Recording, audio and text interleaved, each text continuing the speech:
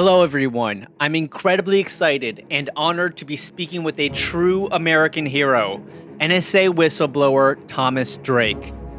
There's a lot of talk about cancel culture these days, and I suspect my guest might agree with me when I say that I believe the worst form of cancel culture is when you don't just lose your job, but get framed, labeled an enemy of the state, and threatened with life in prison for simply speaking truth to power. That's what happened to Tom when he blew the whistle on the fraud, waste, and abuse of the government's illegal warrantless surveillance program. For anyone concerned about America's move towards fascism, Thomas's story is possibly the most important story that so many people still don't know about. We all know about Edward Snowden, but according to Edward Snowden himself, if there hadn't been a Thomas Drake, there couldn't have been an Edward Snowden. Tom, thank you so much for joining me tonight. Thanks for having me on your show. Before we get into your nightmarish experience, tell us a little bit about your background and how you ended up at the NSA. Well, that's quite a story in itself. I was in the Air Force during the latter years of the Cold War, flying on RC-135s. I had a short stint at the CIA. I was a intel officer in the Navy down at the Pentagon. My specialty area during those years in the Cold War was actually East Germany. So I got to know East Germany as a surveillance state, never realizing how much that would come back to haunt me later in terms of what happened in the deepest of secrecy after 9/11 inside the United States. About a dozen of us were hired under a special outside hiring program. And that's how I ended up at NSA. And my first day on the job was 9/11. That looks like a second plane. That just exploded. And so for me, there's life before 9/11, and then there's life after 9/11.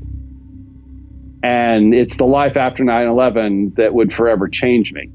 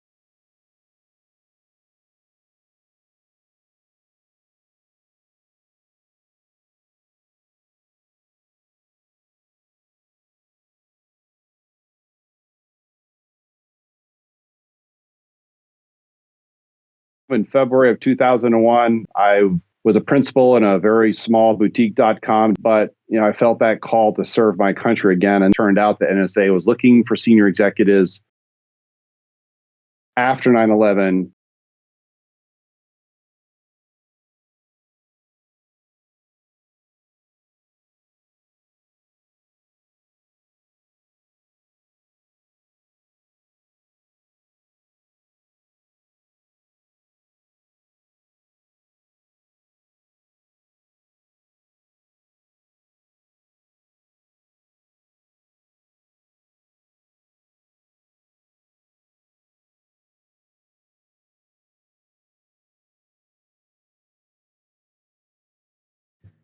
So, how did you end up working at the NSA?